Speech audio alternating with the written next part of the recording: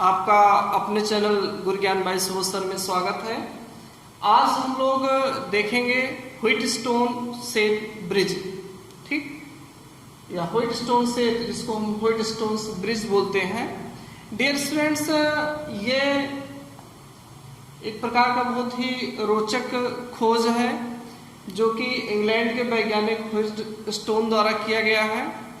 इसमें व्यवस्था, कुछ ऐसी व्यवस्था बनाई जाती है प्रतिरोधों को संयोजित करके, जिससे हम किसी अज्ञात धातु का प्रतिरोध निकाल सकते हैं। उसका प्रतिरोध है क्या, ठीक। तो जरा संयोजन हम लोग एक बार देख लेते हैं। संयोजन में डियर स्टूडेंट ध्यान दीजिए, ये P, Q, R, S और R, ये चार प्रतिरोध जोड़े गए हैं। ये आप इस तरीके से चतुर्भुज पर चार प्रतिरोध लगाए गए हैं, A, B, C, D। यहाँ पर एक प्रतिरोध, यहाँ एक प्रतिरोध, यहाँ एक प्रतिरोध, यहाँ एक प्रतिरोध, यहाँ, ठीक। आप फिगर देख रहे होंगे। और ये दो B और D के बीच में एक धारामापी लगा दिया गया है। धारामापी से ये पता हो सके कि इसमें धारा जा रही है, B से D तक धारा फ्लो हो रही नहीं हो रही है। यहाँ पे एक कुंजी भी लगा दिया ऑन ऑफ करने के लिए।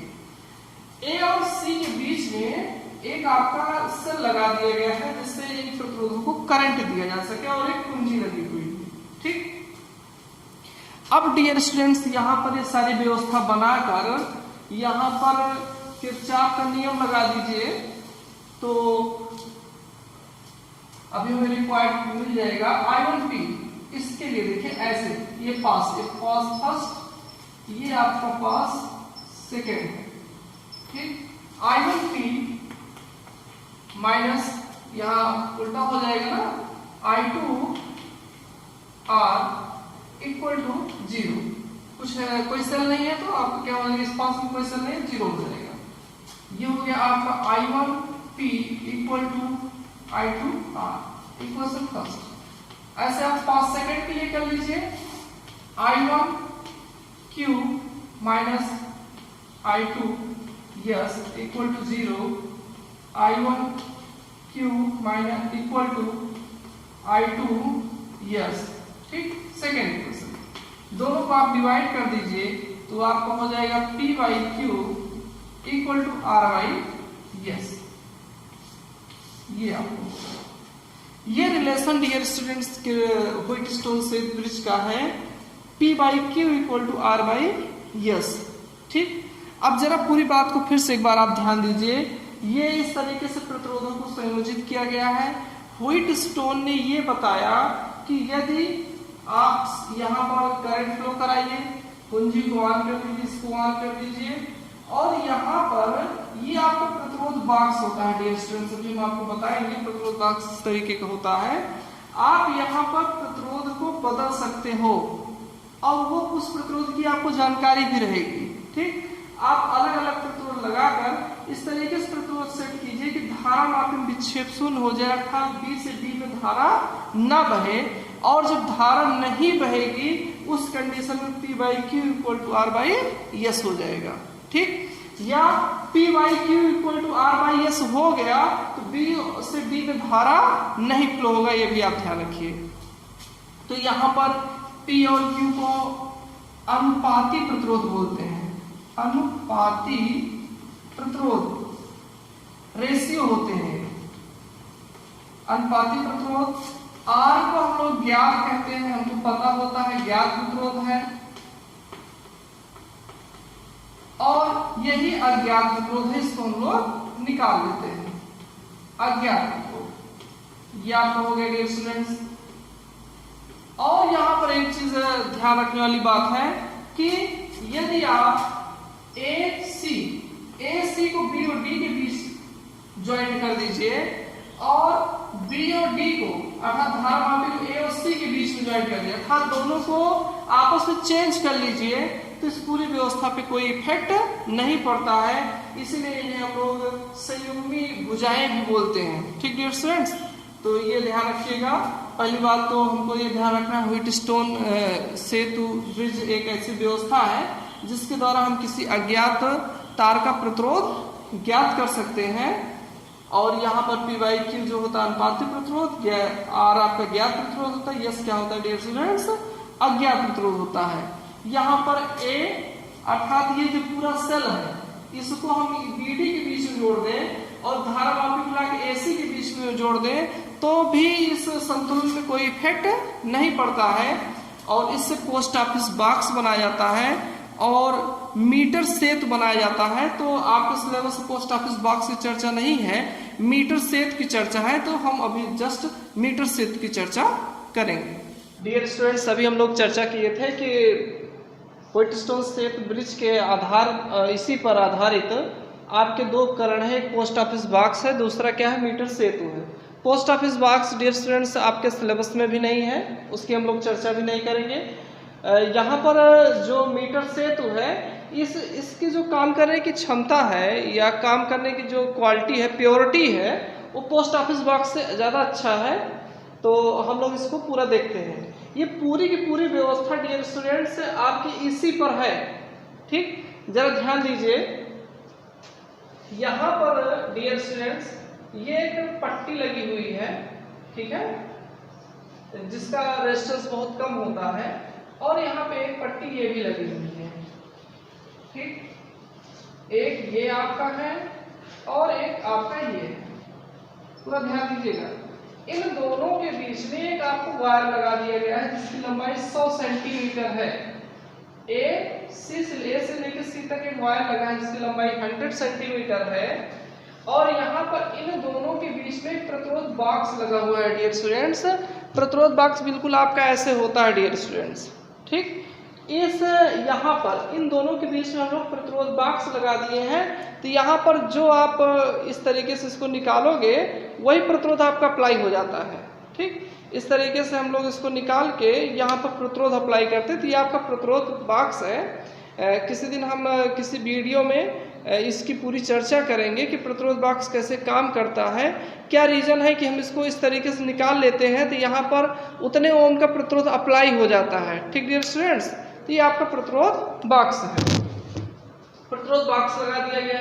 यहाँ पर हम उस तार का प्रतिरोध जिस तार का हमें प्रतिरोध ज्ञात करना है उसे यहाँ पर लगा दिया जाता है और ये पूरा एक तार है और यहाँ पर ये डियर स्टूडेंट्स ये आपका धारामापी है जिसके समांतर में एक प्रतिरोध लगा दिया गया है जिससे धारामापी का प्रतिरोध कम हो जाए और जो समांतर में यहाँ लगता है इसको हम लोग शंट कहते हैं।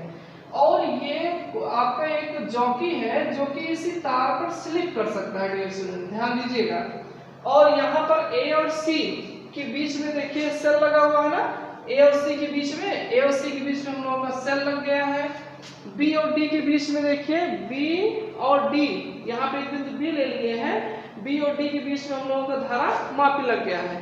अब डियर स्टूडेंट ध्यान दीजिएगा, यहाँ पर कुछ होता नहीं है, इस प्रैक्टिकल बहुत सिंपल सा है कि हम इसी जॉकी को इसी तार के ऊपर स्लिप कराते हैं। जैसे ही धारामापी विक्षेप शून्य होता है या थोड़ा सा हम स्लिप करा देते हैं, उसके बाद यहाँ पे प्रतिरोध को भी हम डियर स्टूडेंट्स प्रतिरोध अप्लाई कर करके हम यहाँ पे विक्षेप शून्य कर लेते हैं या यहाँ पर स्लिप करा के विक्षेप शून्य कर लेते हैं। धारामापी विक्षेप क्या होना चाहिए, शून्य होना चाहिए।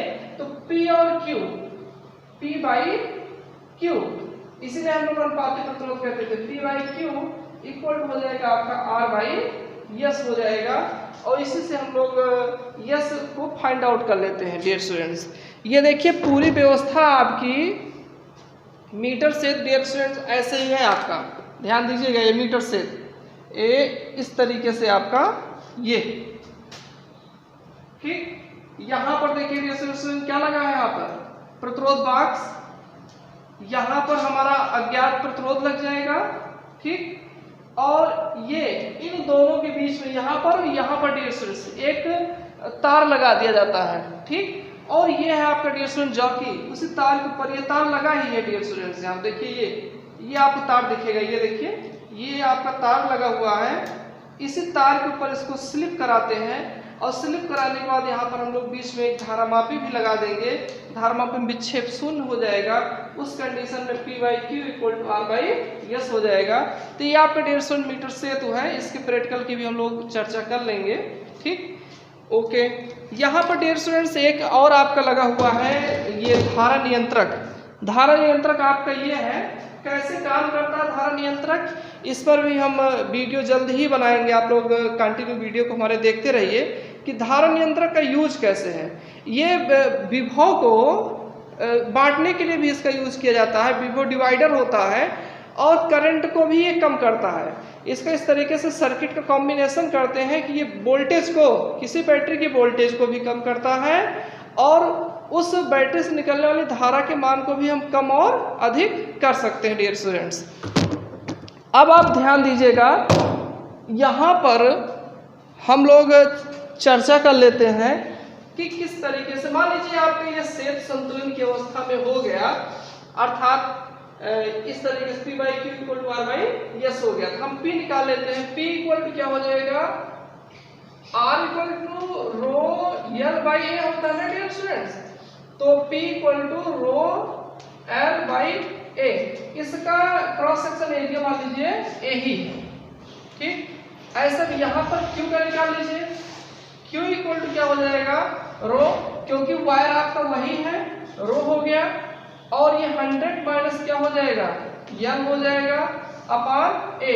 वायर आप वही यूज कर रहे हो तो इसका क्रॉस सेक्शन एरिया क्या हो जाएगा, ए हो जाएगा।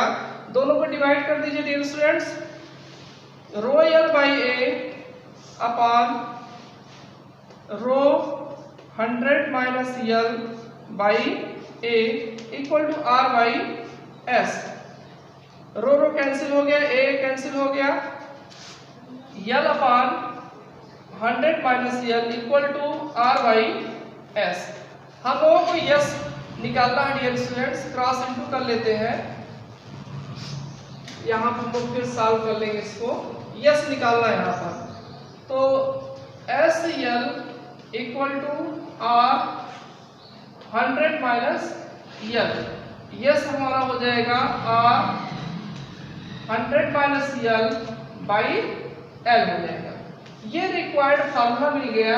अब यहाँ पर डियर स्टूडेंट को कुछ करना नहीं है, यहाँ पर ए से बी जो भी लेंथ होगा, यहाँ पर आपका अभी आपको हम दिखाए ऑपरेटर्स, इस तरीके से मीटर लगा होता है, मीटर से हम लोग देख लेंगे कितना लेंथ है, उस लेंथ की वैल्यू यहाँ पुट कर दिया जाएगा, और ये प्रतिरोध बाक्स से जो प्रतिरोध निकाल के रखेंगे उतना प्रतिरोध अप्लाई होता है, आर को यहाँ पर रख दिया जाएगा, और तुरंत हम लोगों का इस धातु का प्रतिरोध प्राप्त हो जाएगा डियर स्टूडेंट्स। तो ये बहुत सिंपल सा इसका प्रैक्टिकल है, प्रैक्टिकल भी हम लोग कर लेंगे। फिलहाल बातें आपको पूरी समझ में आई होंगी। इस फार्मूले को आप न्यूमेरिकल की दृष्टि से ध्यान रखिएगा, ठीक। उसके बाद देखिए इसमें कुछ सावधानियां हैं। जैसे सावधानी क्या है कि करंट हमको बीच बीच में कुंजी को ऑन ऑफ करते रहना चाहिए, करंट कंटिन्यूस नहीं फ्लो होना चाहिए। जो हम जॉकी को इस तार के ऊपर स्लिप कराते हैं डियर स्टूडेंट्स, यहाँ पर इसके ऊपर स्लिप कराते हैं तो बहुत आराम से स्लिप कराना चाहिए, बहुत फोर्सली नहीं स्लिप कराना चाहिए डियर स्टूडेंट्स, ठीक। और जो सबसे इम्पॉर्टेंट है, चाहे जो भी हो जाए, हमको हर कंडीशन में धारा मापी विक्षेप क्या लाना है, शून्य लाना है। यहाँ पर करंट क्या होना चाहिए डियर स्टूडेंट्स, शून्य होना चाहिए। तो इस तरीके से आप पूरी बात को आप समझ गए होंगे। हम आपको धारा नियंत्रक कैसे यूज करते हैं, कब उसको धारा नियंत्रक के रूप में, इस डिवाइस को कब हम धारा नियंत्रक के रूप में यूज करते हैं, कब हम इसको विभव को बांटने में यूज करते हैं, इसकी चर्चा हम लोग कल नेक्स्ट वीडियो में करेंगे। और उसी वीडियो के साथ डियर स्टूडेंट हम इसकी अनबॉक्सिंग करेंगे, अर्थात इसको हम पूरा खोल के आपको दिखाएंगे कि कैसे हम यहाँ पर कोई भी पॉइंट को इस तरीके से निकाल देते हैं, और निकालने के बाद वो रेजिस्टेंस यहाँ पर कैसे अप्लाई हो जाता है। Thanks for watching my video. Channel को आप लोग अधिक से अधिक सब्सक्राइब कीजिए और शेयर भी करते रहिए डियर स्टूडेंट्स।